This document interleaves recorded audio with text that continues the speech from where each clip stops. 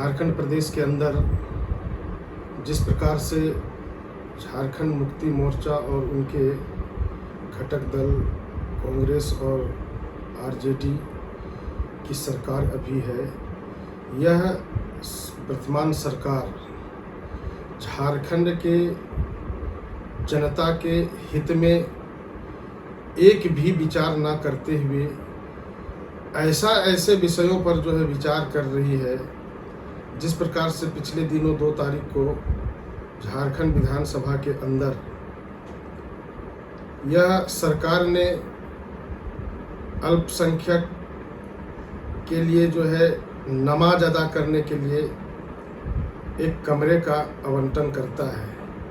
इससे साफ जाहिर होता है कि किस प्रकार से यह सरकार सेक्युलरवादी नीति के तहत किसी विशेष समुदाय को खुश करने के लिए इस प्रकार से निर्णय लेता है।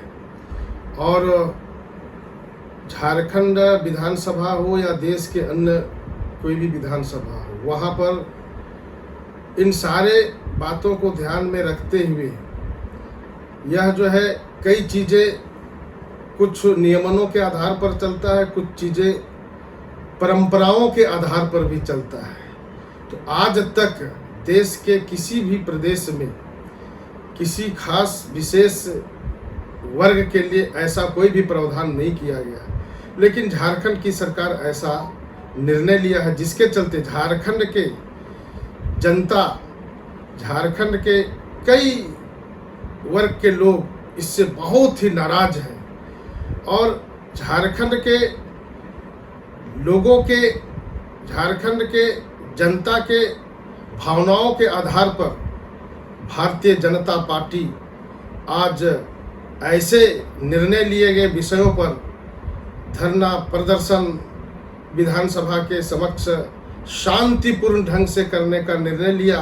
और जिस प्रकार से पैदल मार्च करते हुए विधानसभा के गेट के सामने पहुंचा और वहां अपनी बातों को, जनता की बातों को, वहां के कई वर्गों की जो भावनाओं की बातों को वहां पर विधानसभा के समक्ष बताने के लिए धरना प्रदर्शन कर रहे भारतीय जनता पार्टी के प्रदेश के शीर्षस्थ नेता और कई हमारे कार्यकर्ताओं पर जिस प्रकार से जो है हिटलर शाही की तरह यह लाठी चार्ज करके जो घायल करने का काम किया है, जिस प्रकार से जो है लोगों को पीटने का काम किया है, निश्चित रूप से यह लोकतंत्र के विरुद्ध है।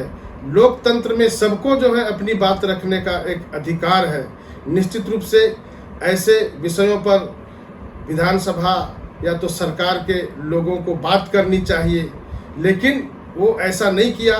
लोकतंत्र के विरुद्ध में सीधा सीधा वो जो है पानी का बौछार, लाठी का बौछार करके कार्यकर्ताओं को, लोकतांत्रिक जो व्यवस्था को, लोकतांत्रिक जो भावनाओं को कुचलने का काम किया, दबाने का काम किया। यह बहुत ही निंदनीय घटना है। यह मैं जितना भी झारखंड सरकार की निंदा की जाए कम है। निश्चित रूप से यह जो है झारखंड की सरकार केवल और केवल सिर्फ जो है वो अपना झोली भरने का काम के लिए ही विचार करती है। वोट बैंक के लिए जो है ओछी राजनीति करने का ही यह काम करती है। राज्य के जनता के हित के लिए वह विचार नहीं करती है, योजना नहीं करती है।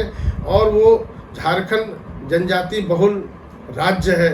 जनजातियों के लिए किस प्रकार से जनजातियों के प्रति वो ये सरकार काम कर रही है, सब लोग देख रहे हैं।